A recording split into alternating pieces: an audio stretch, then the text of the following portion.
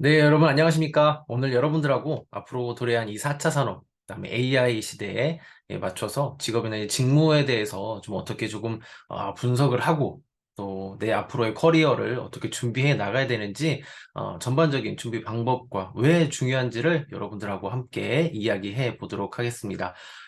정말 중요해요. 이제 어떤 산업에 대한 흐름, 그다음에 직무에서의 필요한 내용들 전반적으로 분석할 수 있는 여러분들의 역량이 필요합니다. 아무리 좋은 강의를 많이 듣는다고 하더라도 실제 내가 해보지 않고 혹은 어떤 분석할 수 있는 방법을 모르게 되면요. 정말 많은 시행착오를 겪을 수밖에 없거든요. 그래서 오늘은 여러분들하고 실제로 내가 원하는 직무가 있다라고 하면은 어떤 식으로 좀 분석을 해 나가야 되는지 또 어떤 직업이나 혹은 원하는 산업이 있다 라고 하면 어떻게 좀 조사를 해 나가면 좋은지 어, 전반적인 그런 내용을 여러분들하고 같이 이야기를 해보도록 하겠습니다. 중요한 시간이니까요. 같이 잘 한번 들어보시기 바라겠습니다. 앞에 있는 그 자기소개서 문항이에요. 뭐 오늘 뭐 직무 얘기한다던데 왜 그 자기소개서를 갖고 왔냐라고 이야기할 수 있겠습니다.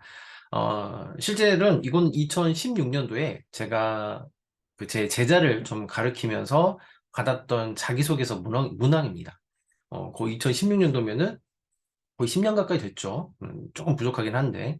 근데 중요한 건, 어, 요 전후라고 보시면 돼요. 어, 직무에 대한 중요성이나 어떤 직무에서 원하는 내용, 기업에서 직접적으로 우리는 이런 사람이 필요합니다는 얘기를 대놓고 얘기했던 요 시기가 바로 요쯤 될 겁니다. 물론 이전에도 있었고요. 그 이후에도 더 강조되는 부분들도 있었지만, 실제적으로, 회사에서 이제 막 대놓고, 야, 우리는 직무가 더 필요해. 그냥 일반적인 어떤 파이팅만 있는 것이 아니고 왜 이 일을 하고 싶은지 그리고 이 일을 준비하기 위해서 무엇을 했는지 그런 전체적인 준비가 되어 있는 사람이 필요해라고 이야기했던 막 퍼져나가는 그 시기라고 좀 보시면 될 것 같아요. 물론 개인적인 좀 차이는 있을 수 있겠죠. 자, 중요한 건 앞에서 보시는 이 세 개의 문항을 좀 한번 보도록 하겠습니다. 문항을 보시면 자, 본인만의 차별화된 그 강점이 무엇인지 그리고 이제 설명하고 이를 뒷받침할 수 있는 근거를 사례 중심으로 기술해 주세요라고 되어 있죠. 그쵸? 또 이제 본인만이 그 지원한 본인만의 지원한 직무에서 필요한 전문성을 갖추기 위해서 어떤 도전 정신과 경험을 통해서 준비했는지 기술하세요. 세 번째, 본인이 지원한 직무 관련 가장 관심 있는 트렌드를 설명하고 이를 띵띵 사업 영역에 활용할 수 있는 아이디어를 제시해 주세요라고 하는 내용이 있습니다. 어떻게 보면은 이 세 개의 문항이 평이할 수도 있겠다라고 보실 수도 있을 것 같아요. 근데 이 세 개의 문항에서는 1번, 2번 항목은 직무에 대한 이해가 없고요. 특히 3번 문항에서는 회사에 대한 이해 없이, 그 산업에 대한 이해 없이는 절대 쓸 수 없는 문항이라고 보시면 되겠습니다. 그만큼 그 직무에 대한 이해, 산업에 대한 이해, 흐름에 대한 이해를 명확하게 요구하는 그런 문항들이라고 보시면 돼요. 자, 부단 그러면 이 회사만 이런 것을 원하는 그런 부분일까요? 요즘에는 모든 회사들이 다 이런 것 같습니다. 특정하게 작은 기업이에요. 중소기업으로서 이제 뭐 어떤 회사가 커나가는 상황에서 어떤 채용에 대한 프로세스가 정형화되지 않는 그런 회사들 같은 경우에는 이렇게 디테일하게 물어보지는 않을 수도 있습니다. 하지만 웬만한 회사, 그리고 실제로 본인들이 이렇게 문항들을 만들지 못했던 회사들이라고 하더라도요, 대부분 이런 내용들을 원하고 있는 시대에 여러분들은 살고 있습니다. 게다가 요즘엔 또 어떻죠? 그, 챗 GPT라든지, 혹은 이제 전반적인 AI 채용과 관련된 내용들, 즉, 온라인 안에서 자동화되어 가고 있는 모든 산업이나, 채용도 마찬가지입니다. 이런 이해가 없이는 정말 앞으로는 이 급변하는 사회에 적응하기가 정말 힘든 세상이 됐어요. 앞으로 2030년이 되면은 전 세계 인구의 약 5분의 1에 해당하는 직업이 다 없어진다고 하고요. 이미 중국에서는 200만 명의 일자리가 이미 없어졌대요. 뭐 부단 우리나라만 다르지 않을 거라고 봅니다. 그리고 최근 뉴스에서 보면은 그 챗 GPT를 잘 활용을 해서 마케팅을 하거나 사업에 대한 어떤 방향성을 제시해 줄 수 있는 그런 사람들을 되게 많이 원하는 그런 직업들도 또 생겨나기도 했습니다. 그만큼 시대가 급변하고 있어요. 단순히 나는 이런 직업을 원해라고 해서 그 직업만 할 수 있는 그런 시대는 이미 지나가고 있다라는 것은 여러분들도 더 잘 알고 있을 거라 생각이 듭니다. 그래서 우리가 좀 더 정신 바짝 차려야 되고, 그리고 더 중요한 건 뭐냐면 그 안에서 내가 할 수 있는 직무가 어떤 게 있는지, 필요한 직무 역량이 디테일하게 매칭이 되지 않는다면 실제로 내가 그 일을 하고 싶다 하더라도 시작할 수 없는 그런 상황에 놓이는, 지금 현재 그런 상황이라고 보시면 돼요. 시작조차도 할 수 없는 그런 시대입니다. 네. 아무도 그 기회를 주지 않아요. 그래서 여러분 선배들도 이야기를 들어봐서 알겠지만 직무에 따른 인턴부터 혹은 현장 실습부터 하나하나 만들어가는 그런 상황들을 여러분들도 보고 계실 거라 생각이 듭니다. 어, 조금 더 이제 디테일한 내용들을 얘기해 볼게요.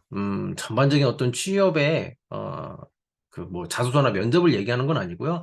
하나 두 가지 사례만 좀 들어서 말씀드려 보겠습니다.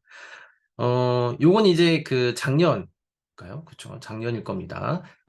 제가 그 신세계백화점에 들어갔던 그 우리 제자에 대한 이야기예요. 제자의 이야기인데, 음, 질문을 좀 보겠습니다. 옆에 보시면은 질문 사항들을 보게 되면은, 어, 자, 보세요. 1차 질문에서는 1분 자기소개 시켰고요. 그 다음에 대한민국 농업시장의 흐름 및 꼬리 질문 10가지, 그다음에 해당 직무와 관련된 뭐 기술 10가지, 그다음에 논문 및 기술에 관한 꼬리 질문 10가지. 그렇죠. 이 논문이라고 하는 건 이 친구가 썼던 논문입니다. 즉 1차 면접에서는 거의 직무에 대한 내용들로 구성이 되어 있죠. 뭐 2차 직문이 2차 면접이라고 해서 크게 달라질까요? 자, 왜 지원했고 본인의 강점, 즉 본인이 이 일을 잘할 수 있는 직무적인 강점을 얘기하는 겁니다. 그 다음에 여기는 그 신세계 이마트였으니까요. 이 대한민국 농업의 현실과 향후 방향성, 전반적인 우리 업계에 대한 상황이나 방향에 대해서 네가 어느 정도로 이해하고 있는지 또 물어보는 질문들도 있었습니다. 즉, 1차나 2차에서의 면접 질문들을 보게 되면 해당되는 직무나 산업에 대한 명확한 이해가 없으면 대답할 수조차 없는 그런 문항들이 나오고 있어요. 이러한 질문의 형태는 꼭 신세계에만 해당이 되는 게 아닙니다. 그래서 좀 전체적으로 여러분들에게 러프하게 좀 전달드리기 위해서 설명을 좀 하고 있고요. 어떤 직무든 이런 형태의 질문들은 나올 수밖에 없고요. 조금 더 그냥 표준적으로 왜 지원했어요? 라고 질문을 한다고 하더라도요. 그 안에 있는 내용들은 이런 식으로 좀 답을 해야 되는, 직무나 산업에 대한 이해 없이 답변에서는 뜬구름 잡는 그런 답변이 될 수밖에 없는 그런 상황이 된 거죠. 자, 그렇기 때문에 이 산업에 대한 흐름과 더불어서 이 직무에서 필요한 역량이나 이런 부분들을 여러분들이 더 명확하게 이해를 하고 계셔야 되는 게 현재 전체적인 상황이라고 보시면 되겠고, 아마 이제 여러분들이 졸업을 하는 상황에서도 마찬가지일 겁니다. 여러분들이 원하는 직무는 다 각기 다를 수 있긴 하겠지만 내가 매칭해서 가져가야 되는 직무를 어떤 지식이나 기술이나 태도적인 측면, 자격증이나 준비해야 되는 것들을 스스로 분석해서 준비하지 않으면요. 그 누구도 알려주지 않습니다. 그리고 내가 왜 탈락했는지 그때서야 분석을 하게 되면 상당히 멀리 와 있다라는 것을 느끼게 될 거예요. 아무래도 좌절을 좀 더 많이 할 수밖에 없죠. 그래서 오늘 수업이 더 중요한 이유가 바로 여기 있다고 보시면 되겠습니다. 한 가지 사례를 좀 더 드려볼까요? 이 친구는 해외 영업의 직무로서 이제 지원했던 친구예요. 게다가 더 중요한 건 지원했던 회사가 사람이 이 직원이죠. 사장님 포함해서 5명밖에 안 되는 소기업이었어요. 소기업이어서 이 친구도 처음에 저한테 물어볼 때 선생님 저 여기 면접 보러 가도 될까요? 라고 물어보더라고요. 그래서 가라고 했습니다. 무조건. 가서 면접을 보고 그 상황이 어떻게 돌아가는지 좀 훑어본 다음에 그 다음에 결정해라 라고 얘기를 했어요. 솔직히 이 친구도 여기에 들어가고 싶은 생각은 크게 없었을 겁니다. 근데 갔다 와서 저에게 이런 얘기를 했어요. 아, 선생님, 제가 앞으로 무엇을 어떻게 준비해야 되는지 알 수 있는 정말 소중한 기회였습니다. 감사합니다라고 얘기를 하더라고요. 저는 해준 게 아무것도 없어요. 그냥 갈까 말까 하는 상황에서 갔다 오세요라는 얘기를 먼저 했던 거죠. 그래서 왜 그랬나 한번 봤습니다. 첫 번째, 작은 기업이니까 이력서만 내고 자기소개서는 제출되지 않은 상황이었어요. 그리고 더 작은, 그쵸, 작은 기업이니까 면접이 한 5분에서 10분이면 끝나겠지라는 생각으로 참여를 했던 거죠. 그런데 실제 면접 시간이 50분 동안 진행이 됐고요. 그리고 10개 질문이다라고 하면은 그 중에 6개는 직무와 관련된 질문들을 본인에게 하더래요. 그래서 물론 이제 많이 당황하긴 했다고 합니다. 근데 더 중요한 사실을 알게 된 건 뭐냐면 그 작은 회사임에도 불구하고 해당되는 직무에서 필요한 역량을 뽑기 위해서 사장님이 많은 공부를 했다고 해요. 어떤 유튜브도 마찬가지고 교육도 듣고요. 실제 채용을 위해서 많이 심혈을 기울이고 어, 준비를 했다라는 생각이 들더래요. 그래서 반대로 본인이 준비하지 못했던 부분에 대해서는 조금 창피하지 않았나라는 생각도 들었대요. 그리고 또 한 가지 결정적인 건 뭐냐면 내가 이 해당하는 직무, 이 직무를 준비하기 위해서 인터넷에서 알아봤던 어떤 다양한 정보들 있어요. 그러니까 누구나 다 알 수 있는 정보였는데 실제 면접 가서 면접관이 질문하는 것을 들으면서 이 생각을 했다고 합니다. 아, 내가 준비해야 되는 직무에서는 이런 것들을 준비해야 되는 거구나. 인터넷에 나와 있지 않은 것이 이런 내용들이구나라는 것을 즉 현장에서 더 뼈저리게 느낄 수 있었다고 합니다. 자, 이게 왜 그러냐면 여러 가지 이유가 있어요. 그 중에 하나가 뭐냐면 보통 면접을 보게 되면요. 빨리 그 상황을 잊고 싶어 하는 게 일반적인 면접자들의 그 심리예요. 왜냐면 빨리 끝나고 집에 가고 싶고, 빨리 끝내고 그냥 결과만 좋게 나오길 바라는 건 어쩌면, 모든 그 면접자들의 공통적인 생각일 수도 있겠죠. 그러다 보니까 인터넷 안에 본인의 면접 후기를 올린다고 하더라도요.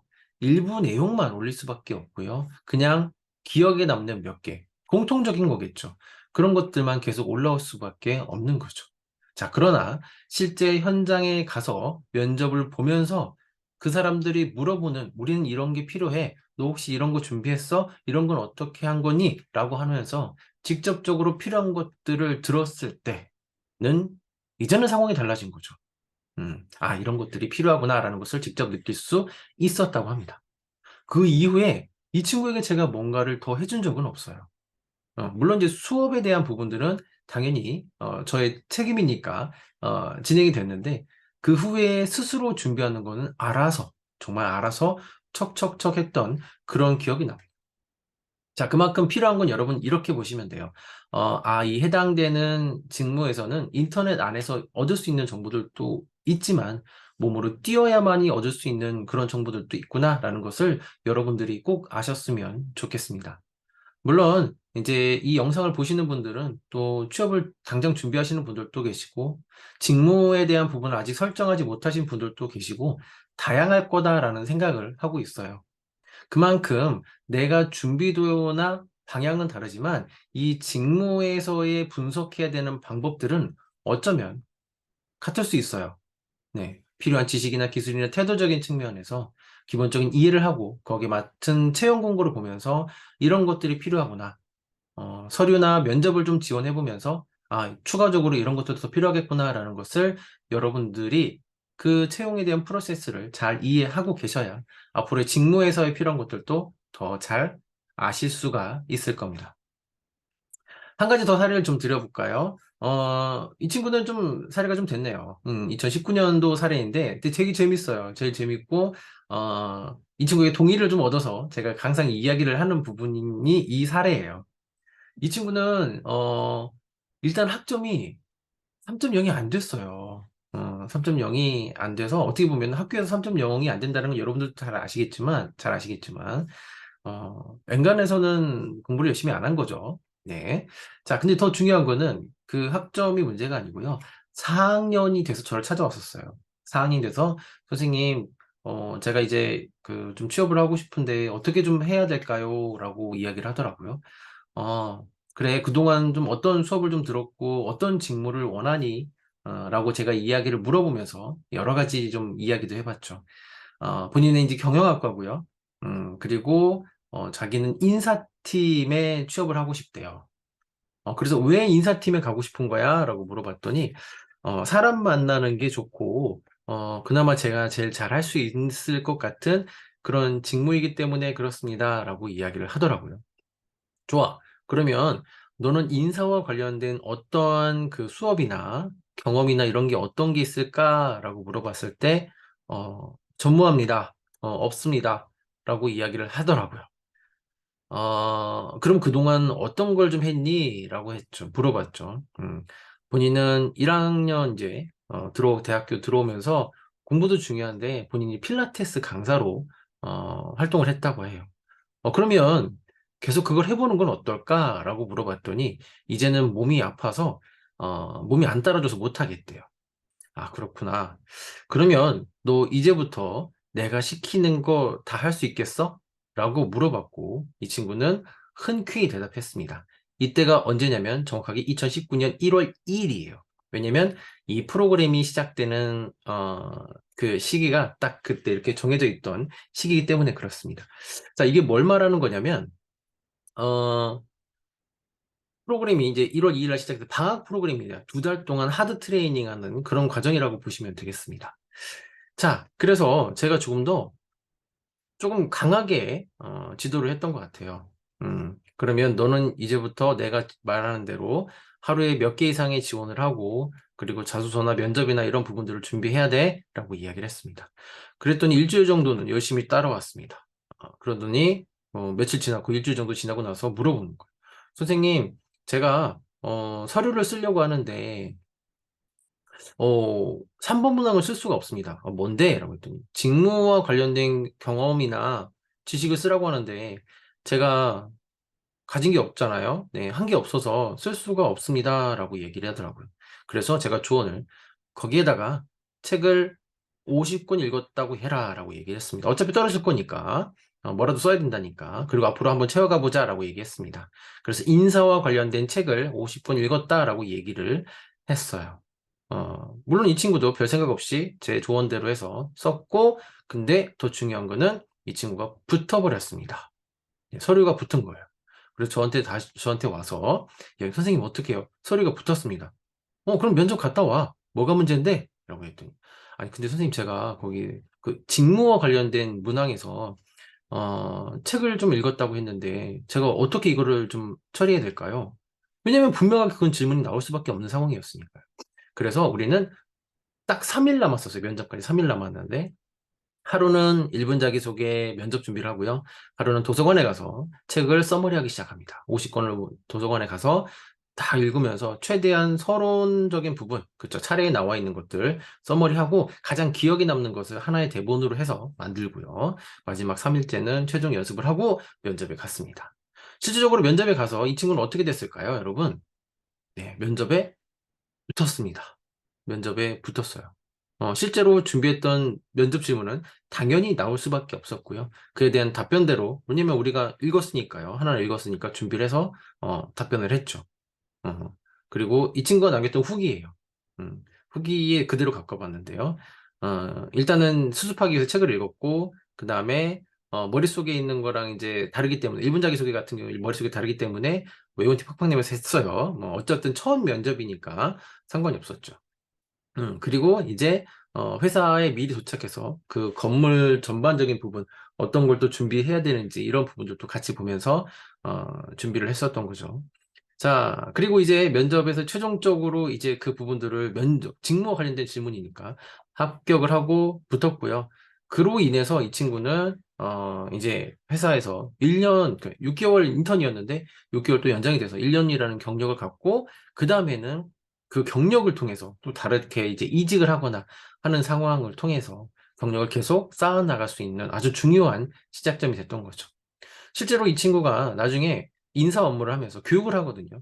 교육을 하는 데 있어서 본인이 준비한 어떤 다과나 이런 부분들을 가장 먼저 먹었을 때, 그 교육생들이 뭐 그 내가 깔아놓은 과자들이 있거든요. 그 과자들을 먹었을 때 상당히 기분이 좋아서 계속 이제 업무를 하는데 즐거움을 느끼면서 공부했다, 아니 일을 했다라고 얘기를 하더라고요.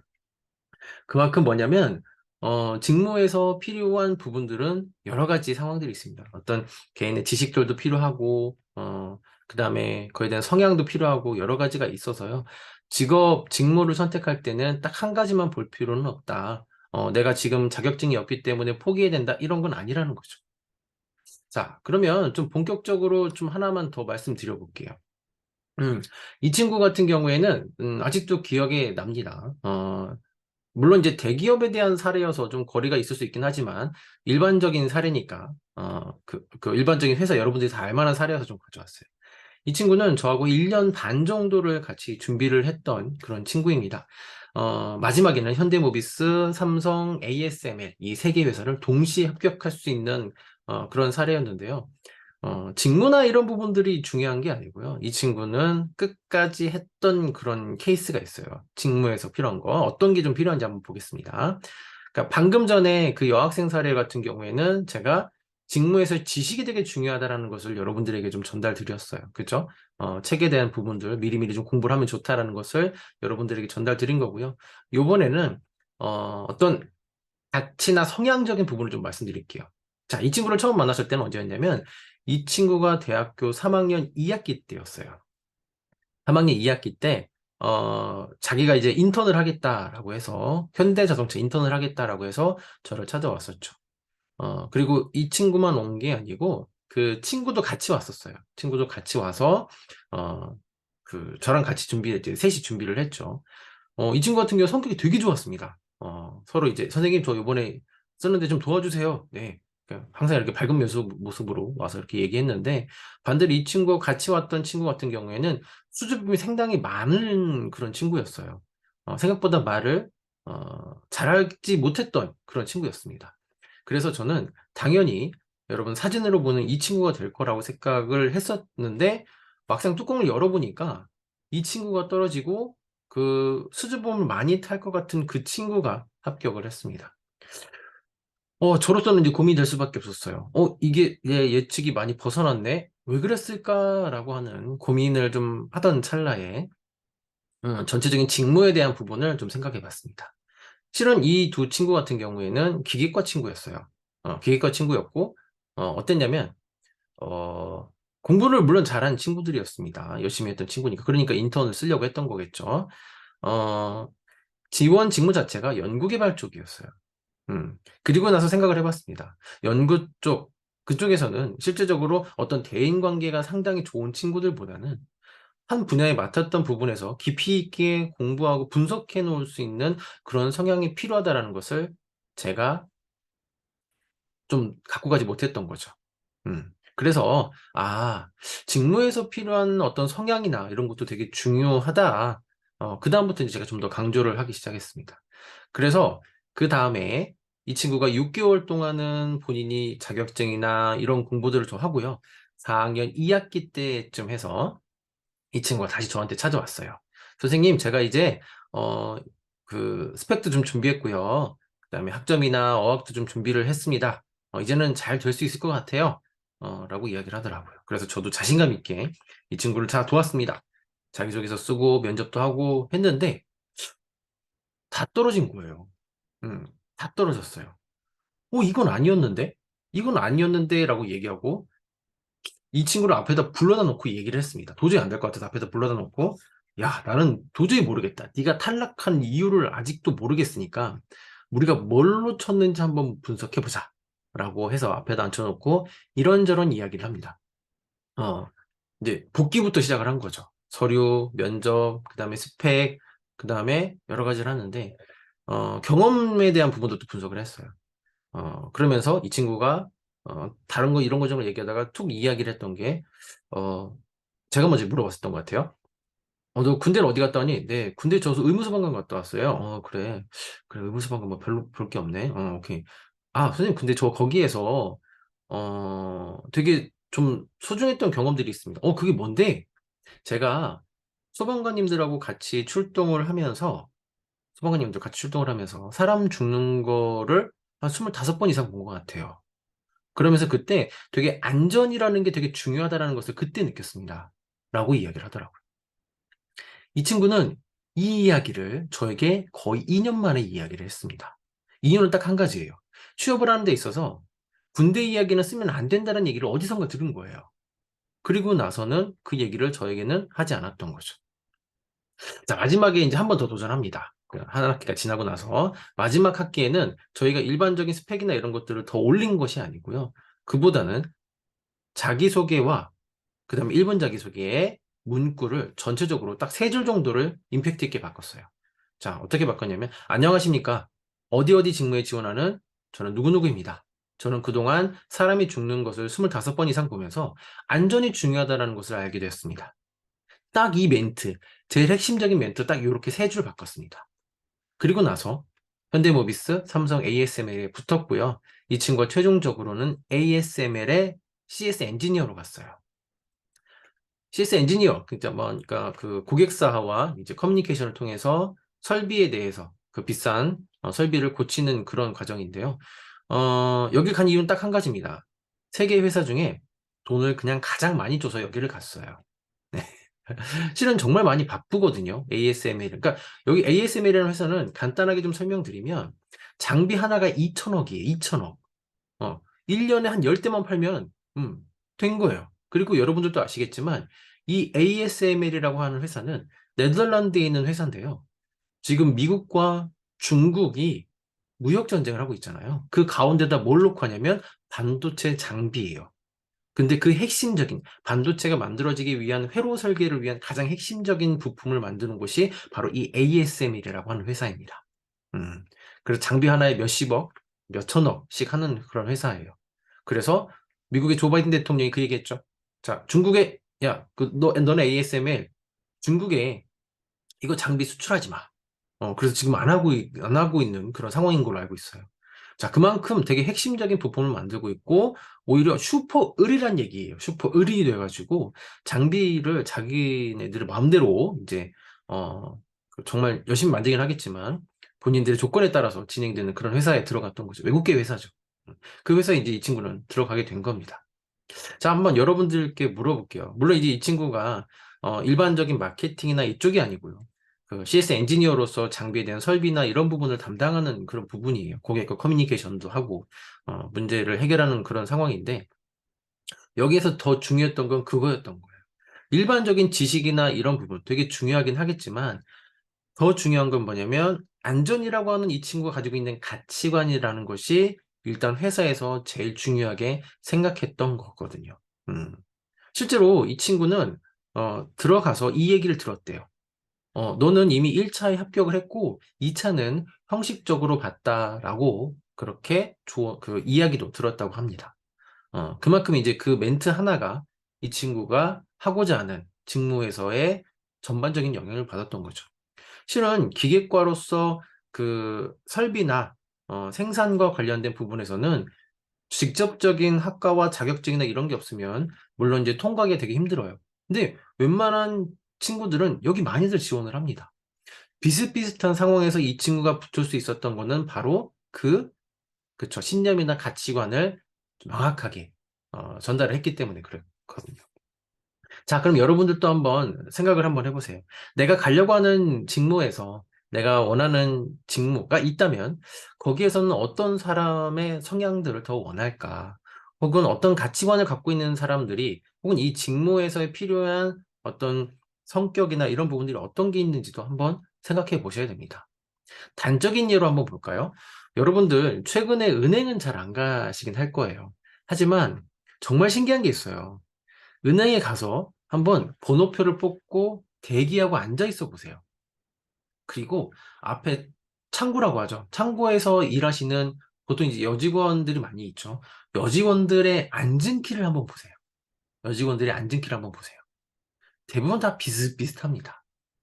이거 갖고 이해가 안 된다고요? 한번 볼까요? 자, 그러면 제가 여러분들이 만약에 여러분들이 사장님인데 제가 여러분들 회사에 가서 뭔가를 물건을 팔려고 해요. 물건을 팔려고 하고 제가 이 모습 그대로 갑니다. 이렇게 갔을 때 물건을 자 사주세요 하고 갔을 때하고 제가 갈 때하고요. 반대로 BTS의 RM 혹은 조인성이 여러분들 회사에 가서 물건을 사달라고 합니다. 어떤 설명도 하지 않았어요.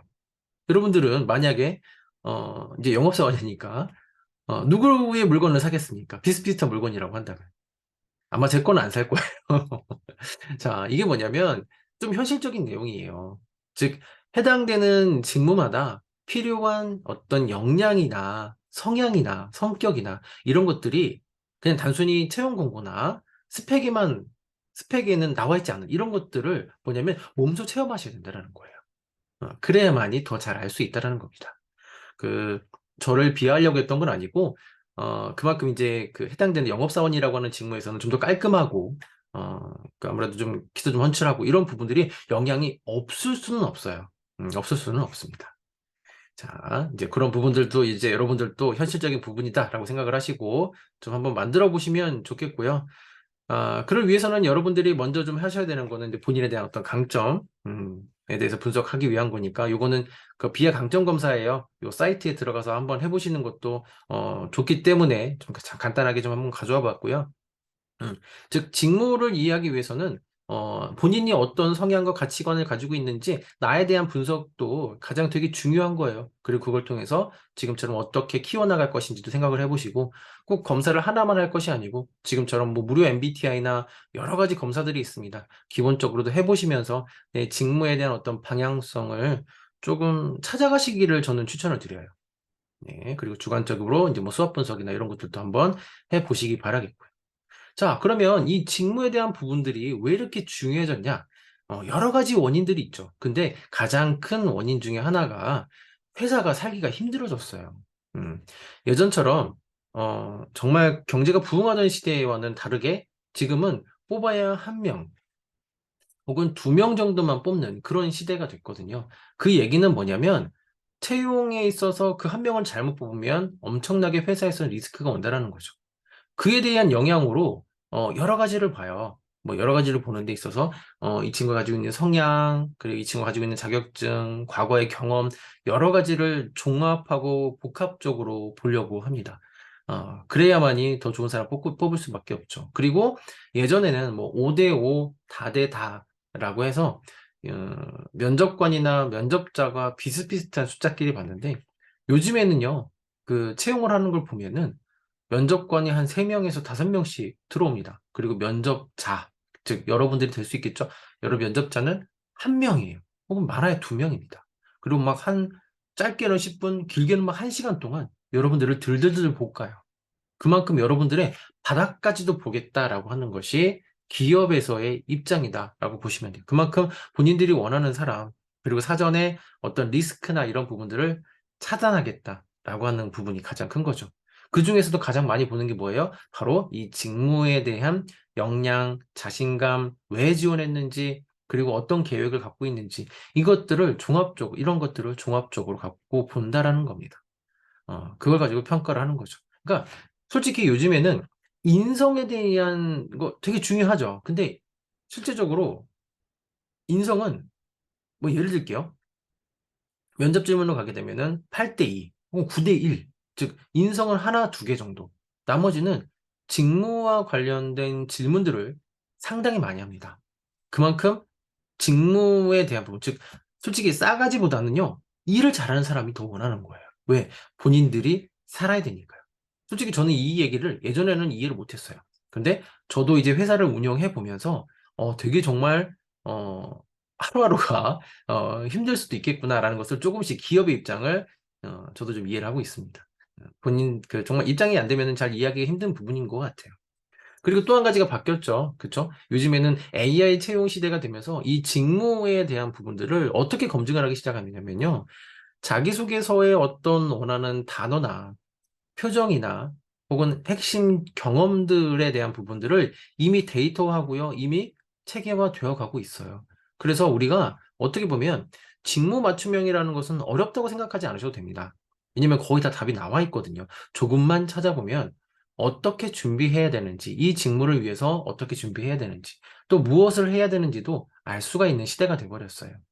예전처럼 어떤 정보가 꽁꽁 숨겨져 있던 그런 시대가 아니라는 겁니다. 자, 그리고 또 한 가지 보게 되면 잘 쓴 자기소개서에 대한 부분 평가예요. 뭐 요즘에 뭐 챗GPT라든지 뭐 AI 채용이라든지 AI 자소서라든지 여러 가지 형태로 인해서 실제로 그 자기소개서의 비중은 많이 낮아졌지만 그 안에서 명확하게 원하는 건 뭐냐면 지원 직무와 관련된 경험, 지식, 역량, 성향, 태도 이런 것들이 좀 더 명확하게 나왔으면 좋겠다라고 하는 것을 이미 설문 결과를 통해서도 이미 알 수가 있는 겁니다. 음. 단순히 어떤 회사에 대한 뭐 난이도, 문맥, 그 뭐 가독성 이런 것이 아니죠. 회사에 대한 직무 역량이. 그래서 문장이 좀 뭐 그 뚝뚝뚝뚝 끊기는 경우가 있다고 하더라도 해당되는 직무에서 필요한 지식, 기술, 태도, 성향 이런 것들이 명확하게 나와 있다면 더 이상 뭐 평가할 이유가 없는 거죠. 그러니까 그만큼 평가가 거기에 치우쳐 있다라는 거고요. 그에 대한 성과까지 냈던 경험이 있다, 어디에서 1 등을 했다, 혹은 누군가와 어떤 프로젝트를 만들었다, 연구를 했다라고 한다면 그 사람에게만 질문이 더 많이 갈 수밖에 없는 게 요즘 트렌드라고 보시면 되겠습니다. 그럼 이제 여러분들은 궁금하죠. 아니 도대체 우리 학생들은 도대체 직무와 관련된 경험을 쌓을 곳이 없는데 어떤 걸 쓰라는 거냐? 이거 너무한 거 아니냐?라고 하는 시대가 있었어요. 근데 더 중요한 건 이걸 만들어 옵니다. 누가? 인제 학생들이 만들어 오기 시작했어요. 어디에서?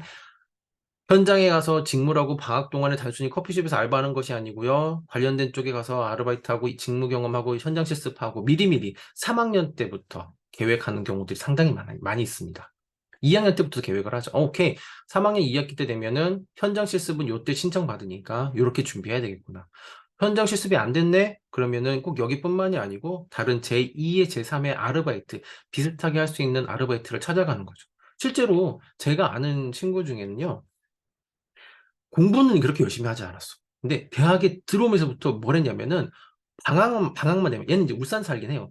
방학만 되면은 알바했습니다. 2달 동안 어디 가서 현대자동차 가서 4년 내내 그렇게 했어요. 무조건 방학만 되면 거기 가서 알바. 방학만 되면 알바. 방학만 되면 알바. 그리고 이 친구가 원했던 거는 생산 기술 쪽. 음. 그쪽에서 자동차였으니까요.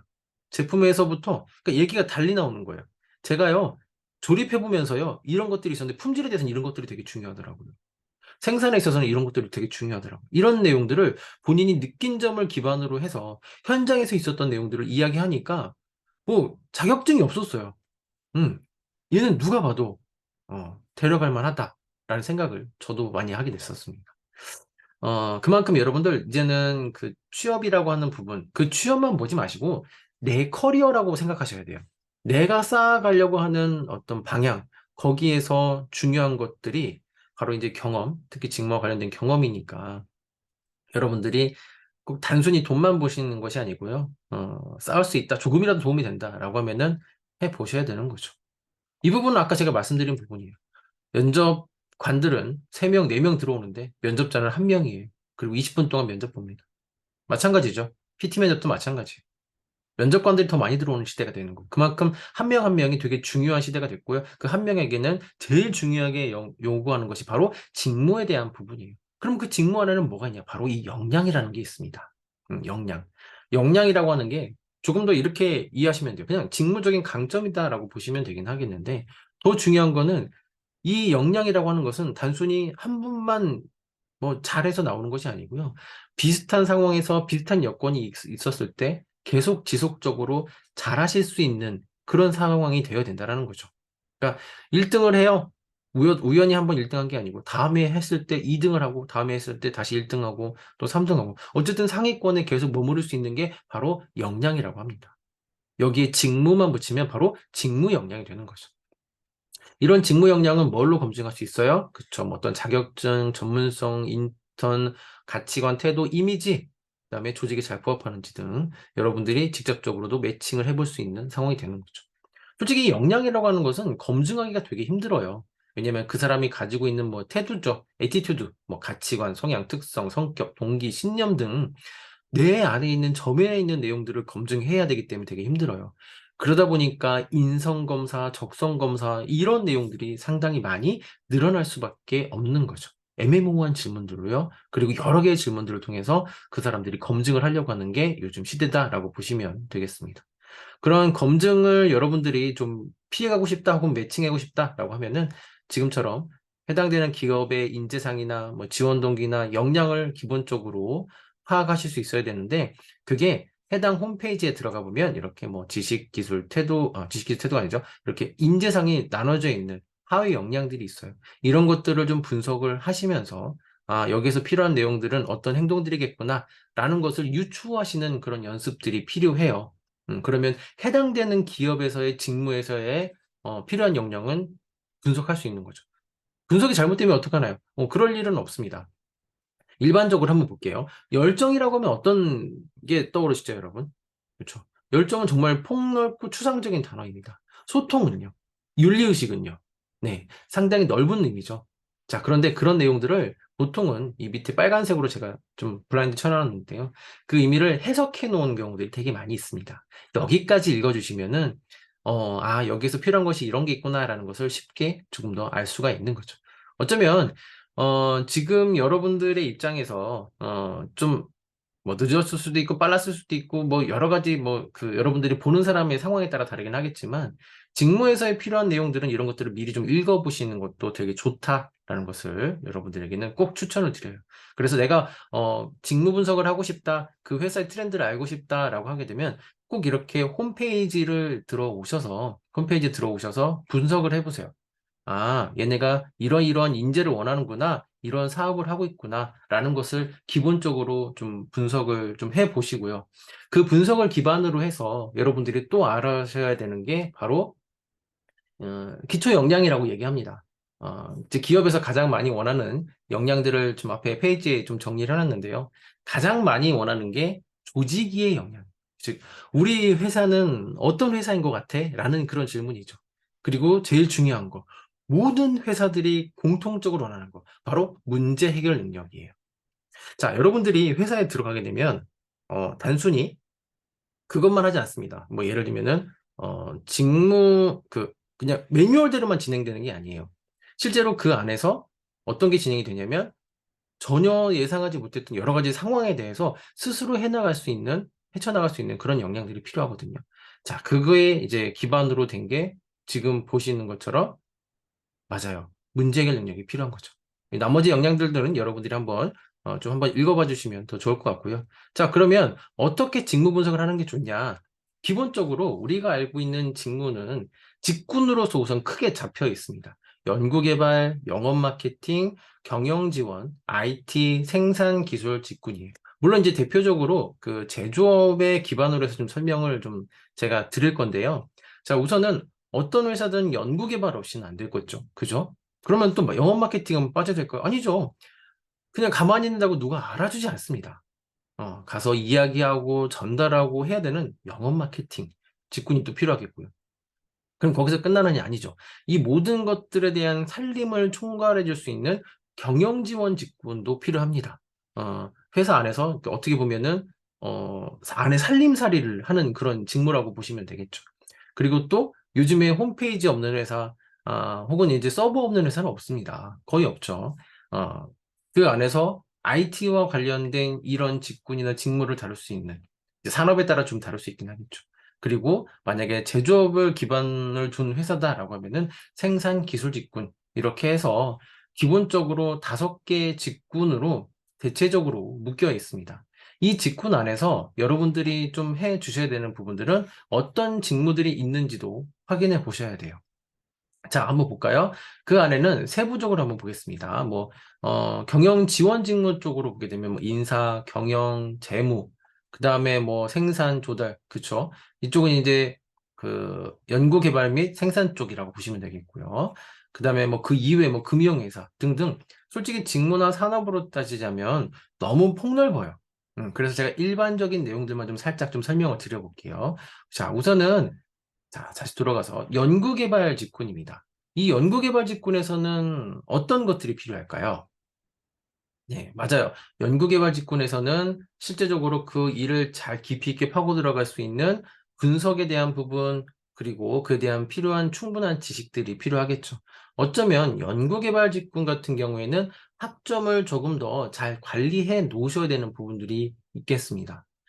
이 연구개발은 어떤 자동차냐, 혹은 뭐 식품이냐, 여러 가지 상황에 따라 다를 수 있긴 하겠지만, 회사에서는 정말 필요한, 직군 중에 하나다라고 보시면 되겠고, 영업 마케팅 직군이라고 보겠습니다. 영업 마케팅이다라고 하면은, 실제로 영업하고 마케팅하고 헷갈려 하시는 분들이 되게 많이 있어요. 자, 이거는 뭐냐면, 어, 그 회사별로의 정의가 다릅니다.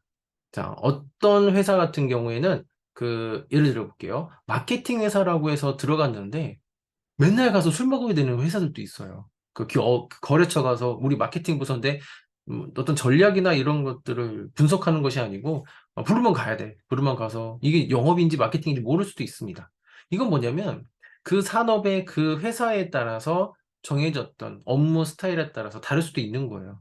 그래서 자, 마케팅이니까 무조건 이거 해야 돼. 라고 생각하시면 안 되는 겁니다. 영업이니까 난 가서 판매만 할 거야. 여러분, 판매만 하는 건 뭐냐면 세일즈예요.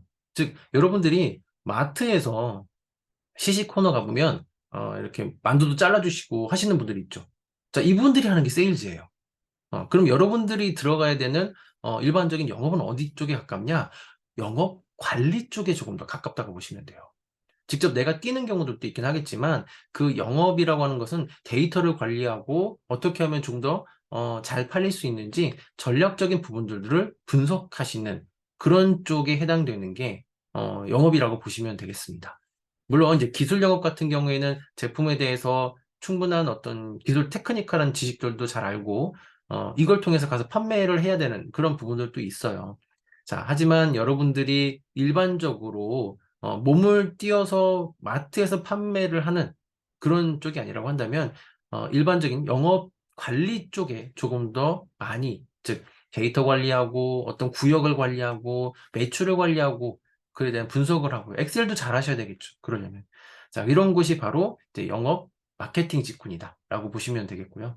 경영 지원은, 여러분들이 잘 알고 있는 인사, 총무, 기획, 뭐 이런 쪽, 네, 기획은 뺄게요. 인사, 그 다음에 총무, 그 다음에 뭐 회계, 재무, 법률. 즉, 이 회사 안에서 살림꾼이에요. 어쩌면 이 경영지원직군 같은 경우에는 사장님 편에 조금 더 가깝다고 보시면 되겠습니다. 그래서 이제 노조를 드냐 마냐 뭐 이런 데도 가끔 봤던 것 같은데요. 그만큼 이제 회사의 살림살이를 잘 운영을 할 수 있어요. 그래서 경영지원 같은 경우에는 영업 마케팅에서 뭘 하겠다, 연구개발에서 뭘 하겠다, 생산 쪽에서 뭐가 필요하대라는 것을 계속 이제 지원해주는 서포팅적인 역할을 좀 더 많이 하겠죠. IT 직군 같은 경우에는 여러분들이 생각하는 것만큼 폭넓게 선택할 수 있는 건 아닙니다. 왜냐면 뭐 자바나 C 언어나 파이썬인데 등등 해당되는 언어나 툴을 좀 하실 수 있어야 되겠죠. 그리고 또 그게 이제 산업적인 부분으로 보게 되면 뭐 게임 산업으로 가야 돼. 그러면 해당되는 그 직무에서의 프로젝트와 관련된 비슷한 것들도 있어야 되고요. 용어들이 상당히 많이 어렵습니다. 그 용어들이 어려운 게, 우리 영업 마케팅 쪽을 한번 볼게요. 솔직히 영업 마케팅이라고 하면은 요즘에 뭐 SNS 마케팅 이런 것들도 많이 이야기를 하잖아요. 근데 IT 직군하고 이제는 뗄래야 뗄 수가 없어요. 실제로 요즘에는 오프라인에서의 마케팅보다는 온라인 안에서의 마케팅이 상당히 대세예요. 거의 다 대세 온라인 마케팅이에요. 그러다 보니까 본인들이 짠 전략, 마케팅 팀에서 전략을 짰어요. 그럼 그 짠 전략을 IT 팀에서 이제 같이 협업을 해야 되는 거예요. 협업도 바꿔야 되고 간에 이제 어떤 데이터도 바꿔야 되고 하니까 IT와 관련된 용어들을 상당히 많이 알고 있어야 되는 것 중에 하나가 이제 마케팅이죠. 그래서 직접 본인들이 프로그램을 배우거나 이런 케이스들도 많이 있고요. 특히 영업 마케팅 중에서 많이 하는 게 요즘에 통계, 이런 파이썬이나 이런 SPSS라든지 이런 통계 프로그램들을 하루 뭐 1박 2일 과정이라고 해도 그걸 좀 듣고 가시는 분들을 상당히 많이 봤습니다. 그다음에 생산 기술 직군이에요. 자, 생산에서 뭐 생산 관리, 생산 기술, 그다음에 회사에 따라 다르죠. 뭐 그래서 연구 개발 안에서의 또 서포팅 뭐 이렇게 해가지고 뭐 QA도 나오는 것도 QC도 나오는. 그러니까 품질에서는 그냥 단순히 품질이 아니고 사전 검사, 사후 검사 뭐 이렇게 해가지고 여러 가지 직무나 혹은 이름을 달리해서 많이 좀 나뉘어져 있는 게 생산 기술 직군이라고 보시면 돼요. 실제로 생산 기술 직군 같은 경우에는 해당되는 전공의 친구들이 많이 가게 되고요. 만약에 저는 관련된 쪽이 아님에도 불구하고 나는 생산으로 가고 싶어. 그러니까 예를 들면은 얼마 전에 있었던 우리 그 현대 자동차 생산직 같은 경우죠.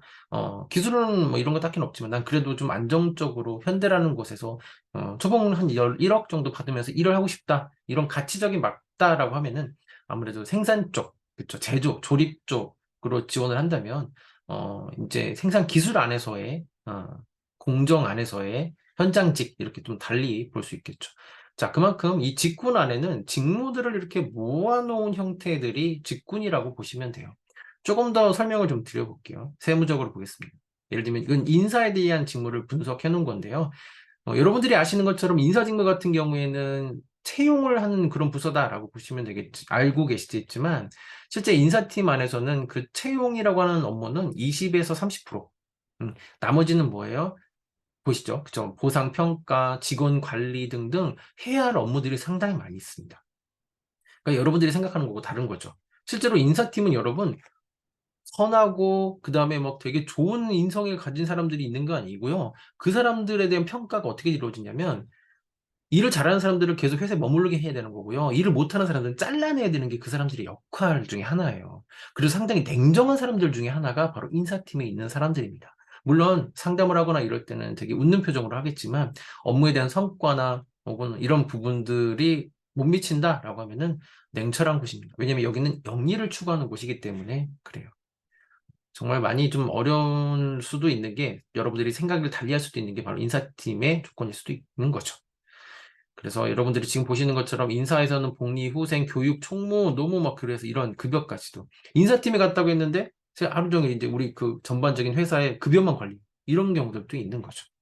마찬가지입니다. 뭐 재무 쪽으로 볼게요. 회사의 살림을 하기나 관리를 하겠지만 재무 회계, 그러니까 뭐 신고도 해야 되고 뭐 자금 관리도 해야 되고 이런 부분들이기 때문에 돈과 관련돼서는 스트레스를 많이 받겠지만 딱딱 떨어지는 것을 좋아하시는 분들은 아무래도 재무 쪽으로 가시는 게 조금 더 많이 맞을 수가 있겠죠. 마찬가지입니다. 이 해당되는 직무를 다 설명하고 싶지만 벌써 이제 시간이 오버됐기 때문에 간단하게만 좀 보도록 하고요. 직무에 대한 조사 방법, 중무에 대한 조사 방법은 여러 가지가 있어요. 솔직히 이제 뭐 기업 자폐어나 현장에 가서 물어보시는 방법들도 있고요. 아니면 인턴십, 아르바이트, 혹은 요즘에는 유튜브에 보게 되면 관련된 영상, 현장 그 직무에 대한 인터뷰 내용들을 상당히 많이 올려놓은 경우들이 상당히 많이 있습니다. 진짜 어떻게 보면 이거를 현장에 안 가도 그것만 찾아봐도 유튜브 내용만 찾아봐도 저는 괜찮은 정보들이 많이 있다. 해당되는 직무에서 웬만한 거 다 올라온 것 같습니다. 그걸 보거나 아니면 워크넷 사이트에 들어가시면 관련된 정보들을 충분히 많이 볼 수 있겠고요. 그리고 직무 안에서 필요한 것들이 있어요. 뭐냐면 바로 여러 사이트입니다. 예를 들면은 CJ 채용 사이트라든지 한화 채용 사이트라든지 그다음에 농심 사이트에 들어가 보면 직무에 대한 설명들을 상당히 자세하게 잘 설명해 놨어요. 물론 그 산업에 대한 부분에 영향도 있긴 하겠지만 러프한 직무에 대한 이해를 하고 싶다라고 하면은 이렇게 들어가시면서 보시는 것도 괜찮습니다. LG 하이닉스도 마찬가지고요. 그다음에 LG그룹도 마찬가지입니다. 그 이외에 역량에 대한 부분은 자비롱도 괜찮고요. 그다음에 잡코리아에 들어가 보시면 해당되는 직무에 대한 부분, 기업에 대한 부분들이 분석을 이렇게 좀 잘 해놓은 게 있으니까요. 중소기업에 대한 부분들도 많이 있습니다. 직무 분석 보이시죠? 네, 들어가셔서 꼭 좀 이렇게 보시는 것을 여러분들에게 추천을 드려요. 그러면은 현장에 계신 직무 인터뷰를 보는 거기 때문에 이 직무에서는 이런 것들을 하고 있구나라는 것을 충분히 알 수 있는 그런 여러분들, 즉 충분히 이 직업 세계가 어떻게 돌아가는지 알겠구나라는 것을 확인을 하실 수가 있을 겁니다. 말이 좀 빨라지면서 좀 그러게 하고 있는데, 왜냐면 시간이 오버된 것 같아요. 자, 그래서 하나만 더 하고 마무리하겠습니다. 해당되는 부분에서 여러분들이 그 주요 업무, 이 앞에 있는 워크시트를 좀 여러분들이 좀 조사할 때 좀 참고하셨으면 좋겠어요. 필요한 역량, 지식, 태도, 그 다음에 이 회사에 들어가기 위해서는 어떤 우대사항, 어떤 훈련, 하는 업무가 무엇인지를 여러분들이 이런 워크시트나 이런 것들을 통해서 항목들을 통해서 조사를 해 보시면서 정리를 하신다고 하면은 그냥 단순히 듣는 것만으로 끝나는 것이 아니고요. 충분히 기억에 남고 어떤 걸 준비해야 되는지 체계적으로 알 수 있으니까 꼭 이제 여러분들이 좀 적어가면서 직무에 대한 부분 좀 이해하셨으면 좋겠습니다. 앞으로 이제 4차 산업이라고는 하지만 갑자기 여러분들이 느끼시기에 막 급변한다. 근데 그런 부분들도 있긴 하겠죠. 근데 갑자기 재무팀이 다 없어지거나 그러지는 않습니다. 혹은 뭐 마케팅팀이 없어지거나 그러지 않아요. 업무의 형태는 달라지겠죠. 그 업무에 대한 형태나 이런 것들을 잘 분석해서 따라가시려고 한다면은 지금 올라오고 있는 여러 가지 자료들이나 이런 것들을 이런 워크시트를 통해서 계속해서 분석하고 찾아가신다고 하면 더 도움이 될 것 같습니다. 네. 오늘은 일단 여기까지 하도록 하겠습니다. 여러분 끝까지 듣느라고 수고하셨습니다. 여기까지 하겠습니다.